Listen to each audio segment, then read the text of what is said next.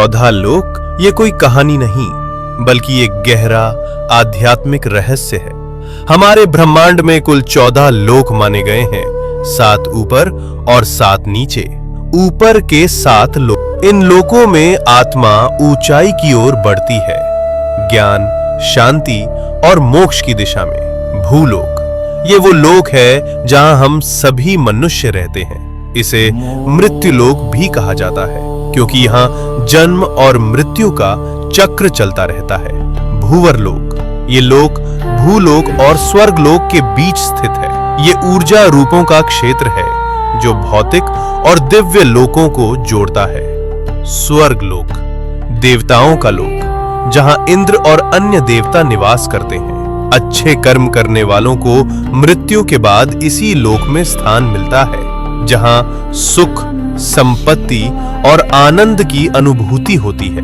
महरलोक, ये दिव्य ऋषियों, तपस्वियों और महान आत्माओं का निवास स्थान है, जहां वशिष्ठ और विश्वामित्र जैसे महान ऋषि तपस्या करते हैं। जनलोक, इस लोक में वे आत्माएं निवास करती हैं जिन्होंने ज्ञान और ध्यान में परम सिद्धि प्राप्त की होती है। यहाँ के वासी ब्रह्मा जी की लीलाओं में लीन रहते हैं। तपलोक, अत्यंत शक्तिशाली तपस्वियों का स्थान, जो शरीर से परे केवल चेतना में स्थित होते हैं। ब्रह्मलोक, यह अंतिम लक्ष्य है, जहां केवल सत्य है, मोक्ष है और ईश्वर का साक्षात्कार होता है। इन ऊर्ध्व लोकों में आत्मा का जाना मतलब है धीरे धीरे शुद्ध और जागरूक होना। अब बात करते हैं नीचे के 7 लोकों की। यहाँ भोग, मोह और भ्रम ज्यादा होता है। अतल लोक, राक्षसों और मायावी शक्तियों का घर।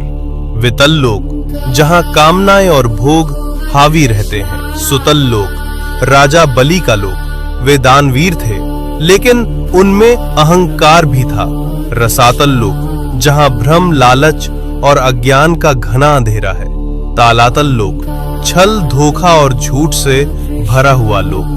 महातल लोक, जहां अंधकार और अहंकार का बोलबाला है। पाताल लोक, सबसे नीचे का लोक, तामसिक ऊर्जा और इच्छाओं का केंद्र। लेकिन इन सब का मतलब सिर्फ बाहरी दुनिया नहीं है। ये 7 लोक हमारे भीतर की नकारात्मक सोच और कमजोरियों का प्रतीक हैं।